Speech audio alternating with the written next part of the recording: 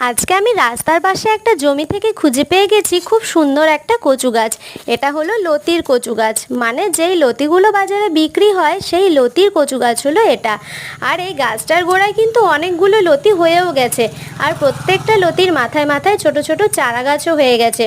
তাই আমি খুব সাবধানে কচু গাছটাকে তোলার চেষ্টা করছিলাম, যাতে ওই লতিগুলো ছিঁড়ে না যায়। কিন্তু তাও দুই একটা লতি কিন্তু ছিঁড়েই গেছে, কারণ লতিগুলো তো একদম শিকড় হয়ে গেছিলো মাটির ভেতর, তাই তোলা যাচ্ছিল না। তাও আমি যতটা পারা যায় সাবধানে তুললাম। তোমরা তো দেখতেই পাচ্ছ যে এই গাছটার গোড়ায় কতগুলো লতি আছে, আর প্রত্যেকটা লতি কিন্তু এক একটা চারা গাছ হয়ে গেছে। এই গাছটার যে লতিগুলো আছে এগুলো কিন্তু এখন খেয়েও নেওয়া যায়, বা যদি আমি লাগিয়ে দিই তাহলে তো এক একটা গাছ হয়ে যাবে। একসাথে আমার অনেকগুলো গাছ হয়ে যাবে। আমি এই কচু গাছটা বাড়িতে নিয়ে গিয়ে লাগাবো, সেই ভিডিও আমি তোমাদের সাথে শেয়ার করব। তোমরা চাইলে খুব সহজেই কচুর গাছ কিন্তু বাড়িতেই করে নিতে পারো।